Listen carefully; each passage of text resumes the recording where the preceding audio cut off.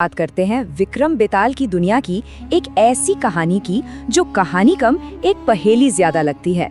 एक ऐसा रहस्य जो सदियों पुराना तो है लेकिन आज भी हमें सोचने पर मजबूर कर देता है। तो चलिए इस दिलचस्प कहानी की गहराइयों में उतरते हैं। जरा सोचिए, एक चोर को फांसी के तख्ते पर लाया गया है। मौत बस चंद कदम दूर है, लेकिन मरने से ठीक पहले वो कुछ ऐसा करता है जो वहां मौजूद किसी की भी समझ में नहीं आता।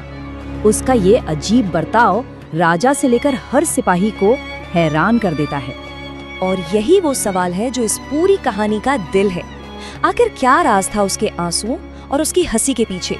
इसी एक सवाल का जवाब हमें कहानी की बिल्कुल शुरुआत में ले जाएगा।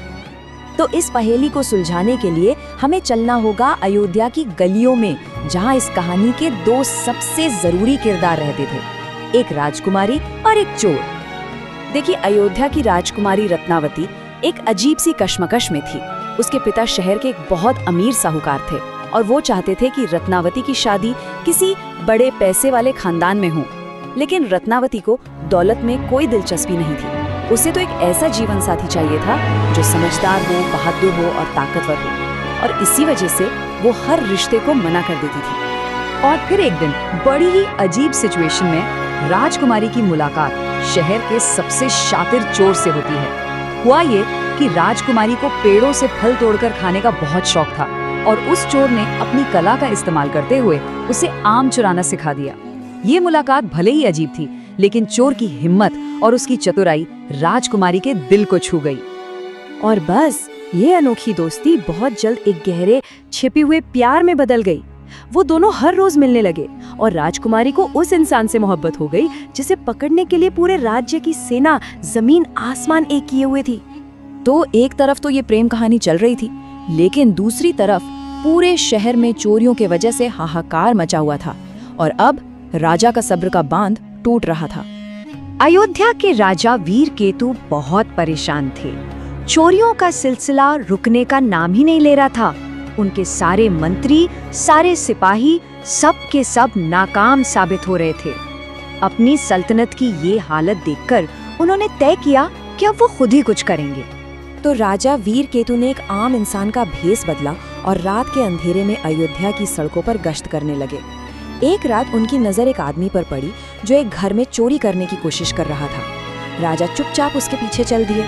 उस चोर ने जब राजा को देखा तो उसे लगा कि ये भी उसी के जैसा कोई चोर है। और यहीं कहानी में एक बड़ा ही मजेदार मोड़ आता है।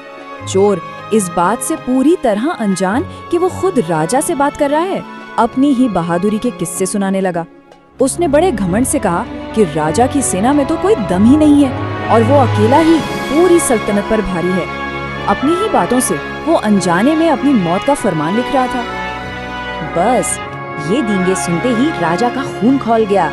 उन्होंने अपनी तलवार निकाली। जैसे ही चोर को ये एहसास हुआ कि वो खुद राजा के सामने खड़ा है, उसके तो होश ही उड़ गए। राजा वीरकेतु ने उसे उसी वक्त बंदी बनाया और सीधे फांसी की सजा सुना दी।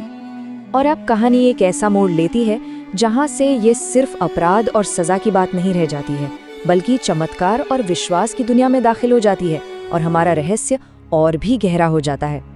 जैसे ही फांसी की खबर रत्नावती तक पहुंची, वो पूरी तरह से टूट गई। उसने और उसके पिता ने चोर की जान बचाने की हर मुमकिन कोशिश की। उन्होंने राजा के सामने सोने चांदी के ढेर लगा दिए, लेकिन राजा वीरकेतु अपने इंसाफ से 1 इंच भी पीछे हटने को तैयार नहीं थे। और अब हम वापस आते हैं कहानी के उसी रहस्यमयी पल पर। फांसी दिए जाने से ठीक पहले चोर का वो अजीब बर्ताव। पहले उसकी आंखों से आंसू बहे और अगले ही पल वो जोर जोर से ठहाके लगाकर हंसने लगा। चोर को फांसी हो गई। अपने प्यार को अपनी आंखों के सामने मरता देख दुखी रत्नावती ने भी अपने प्राण त्यागने का फैसला कर लिया। लेकिन जैसे ही वो अपनी जान देने वाली थी, एक चमत्कार हुआ। आकाश से एक दिव्य आवाज आई जिसने रत्नावती के सच्चे और निस्वार्थ प्रेम की तारीफ की और उसे 2 वरदान मांगने को कहा। रत्नावती ने जो मांगा, उससे ये साबित हो गया कि उसका प्यार कितना सच्चा था। उसने अपने लिए कुछ नहीं मांगा। पहला वरदान उसने अपने पिता के वंश को आगे बढ़ाने के लिए 100 बेटों का मांगा और दूसरा वरदान वो उसके सच्चे प्यार का सबूत था। उसने चोर को फिर से जिंदा करने की प्रार्थना की। और रत्नावती के वरदान से चोर सच में फिर से जिंदा हो गया। लेकिन यहाँ ये पहेली सुलझने की जगह और भी ज्यादा उलझ गई। जिंदा होते ही उसने फिर से वही किया जो मरने से पहले किया था। वो पहले रोया और फिर जोर जोर से हंसा। तो अब जब कहानी के सारे टुकड़े हमारे सामने हैं, वक्त आ गया है इस बड़ी पहेली को सुलझाने का।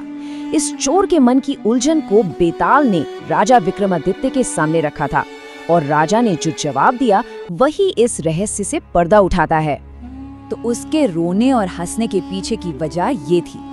पहली बार फांसी के तख्ते पर वो इसलिए रोया क्योंकि उसे इस बात का दुख था कि रत्नावती जैसी महान राजकुमारी उसके जैसे एक मामूली चोर के लिए अपनी जान दे रही थी। और वो हंसा इसलिए क्योंकि उसे इस बात पे हैरानी हो रही थी कि जिस राजकुमारी के लिए बड़े बड़े राजकुमार तरसते थे, उसने एक चोर को अपना दिल दे दिया। और दूसरी बार पुनर्जीवित होने के बाद वो जिंदगी का तोहफा पाने की खुशी और शुक्रगुजारी में रोया और हंसा भगवान के इस अजीब और रहस्यमयी खेल को देखकर। ये कहानी सिर्फ एक दिलचस्प पहेली नहीं है, बल्कि ये हमें प्यार की ताकत, प्रायश्चित यानी पछतावे के मौके और जिंदगी की कुछ गहरी सच्चाइयों के बारे में भी बताती है। इस पुरानी कहानी में हमारे लिए कई सबक छिपे हैं। ये हमें सिखाती है कि सच्चे और निस्वार्थ प्यार में इतनी ताकत होती है कि वो मौत को भी हरा सकता है।